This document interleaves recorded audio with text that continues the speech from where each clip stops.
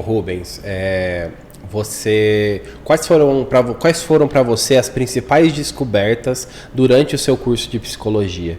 Enquanto você estava ali entendendo como realmente se funciona, como realmente as coisas acontecem na mente humana. Porque assim, Gustavo, eu nunca mais me esqueço de, num momento desse aí, de chegando na faculdade, nós recebemos os anos posteriores que vieram na nossa sala do primeiro ano, né, para se apresentar e falar um pouquinho sobre os anos que se seguem na faculdade. Eu me lembro que uma moça do 5º ano, ela veio e ela escreveu uma palavra na lousa, e a palavra era desconstrução, né? E quando foi dado a ela a oportunidade de receber e dar essas boas-vindas aos novos alunos do curso, ela falou um pouquinho sobre essa ideia de desconstrução, né? Porque ao longo da vida nós vamos construindo esses preconceitos, né?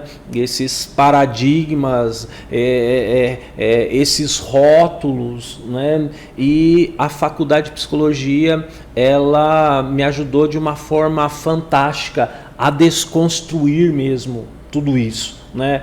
Porque existem muitas questões, nós não vamos entrar aqui no mérito das questões, mas existem questões doutrinárias e teológicas que confrontam até com a ideia do próprio Deus, né? Se nós vermos, por exemplo, Jesus conversando com aquela prostituta, né, que foi pega em um ato de adultério e prostituição, e Jesus acolhendo ela, e Jesus falando sobre o quanto ela poderia sim ter o perdão dos seus pecados e iniciar uma nova vida, reconhecendo que precisaria de mudanças, né? Quando nós vemos Jesus se encontrando com aquela mulher lá no poço de Jacó e falando a ela que ela tinha 5 maridos e o que ela tinha não era dela, mas o que Jesus queria não era só beber da água que ela estava tirando da fonte, mas ele ser para ela a água que ela ia tomar e nunca mais passaria a ter sede. Jesus falando da água espiritual que sacia a sede do ser humano de forma integral, né? Enfim, foram essas questões que me levaram a compreender o quanto era importante desconstruir algumas coisas e, na verdade, nem todas eram desconstruir, mas talvez dar pesos e medidas das quais elas ficariam mais proporcionais dentro de tudo isso. O famoso, né? Texto, contexto e pretexto. Isso. Então, a faculdade contribuiu muito, né, para que eu desconstruísse até alguns preconceitos que eu tinha, né? Eu tinha preconceito, por exemplo, em relação a homossexuais, né? Não tenho preocupação, dificuldade nenhuma de falar isso.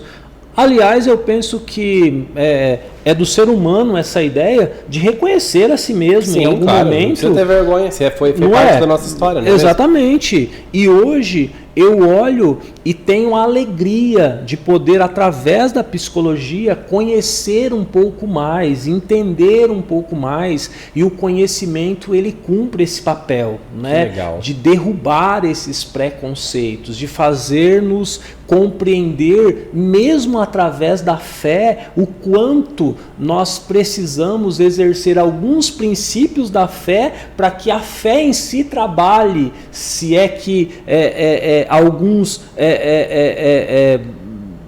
comportamentos ou atitudes precisam ser mudadas, entende? Não é nós assumirmos esse papel enquanto juiz das pessoas, é nós mostrarmos o quanto Deus as ama.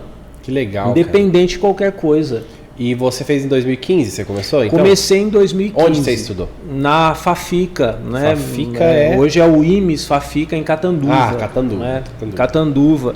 E assim, Gustavo, esse período de faculdade para mim foi um período bastante complexo também em relação à dinâmica, né? Eu saía do correio 5h30 e eu tinha que pegar o ônibus no ponto às 6h10, 6h15, né? Durante esses 5 anos, por muitas vezes, se eu fosse comer, eu não tomava banho, né? Se eu tomava banho, eu não conseguia comer, né? E eu levei, né, e sempre foi assim, levo muito a sério essa questão de estudar, né? Tem gente que fala, eu amo ler. Eu amo o resultado que a leitura me dá, né? Eu amo o resultado que o conhecimento me dá. Então eu sempre levei isso muito a sério, né? A minha faculdade, eu acho que toda a faculdade, né, tem a turma da balada de sexta-feira, tem a turma do estacionamento, né? Tem a turma depois do intervalo, né, que não volta para a sala, enfim, né? E eu sempre tive boa amizade e relacionamento com todo mundo, mas assim, eu sabia, né, e sempre soube o que é que eu estava fazendo ali, o que é que eu queria com estar ali, né? Eu iniciei minha faculdade com 34, 35 anos, né, já maduro, sabendo exatamente o que eu fazia. E tinha uma coisa que eu até me emociono quando eu falo isso, por muitas vezes aconteceu isso. Eu chegava em casa, né, minhas crianças ali, minha esposa ali, e eu rapidinho tomando banho, já saindo, meu filho vinha com a bicicletinha atrás de mim, eu pegava o ponto perto da minha casa, pegava o ônibus, né, e ele falava, ô pai, fica aqui pai, não vai não hoje, vamos brincar, ô pai, vamos fazer alguma coisa. E aí, às vezes, ele ia comigo até o ponto de bicicleta e eu ia tentando dialogar com ele, né? Falou, filho, pai não pode faltar. Se o pai faltar, o pai perde a matéria. Ah, pai, mas tá muito chato isso. A gente não joga mais bola, a gente não brinca mais, né? E por muitas vezes eu entrei nesse ônibus chorando mesmo. De ficar, né? E teve vezes que eu falei, filho, você tá certo mesmo. Eu vou ficar. Nós vamos jogar bola hoje. Hoje nós vamos na sorveteria hoje. Hoje o pai não vai. E ele, você não vai mesmo, pai? Não, o pai não vai hoje, né? E voltava, enfim, né? Quando se tem uma família, né, quando se tem uma responsabilidade, as coisas começam a tomar outras proporções, né? Então, eu sempre levei muito a sério a faculdade. Eu, por várias vezes, cheguei da faculdade meia-noite, meia-noite e meia, debruçava sobre os livros e acabava dormindo mesmo. Acordava 2, 3 horas da manhã que tinha babando em cima do livro, fazendo um trabalho para entregar no dia seguinte, lendo um artigo, pesquisando um assunto. Fiz o meu curso e sempre levei muito a sério isso. Que legal. E aí foi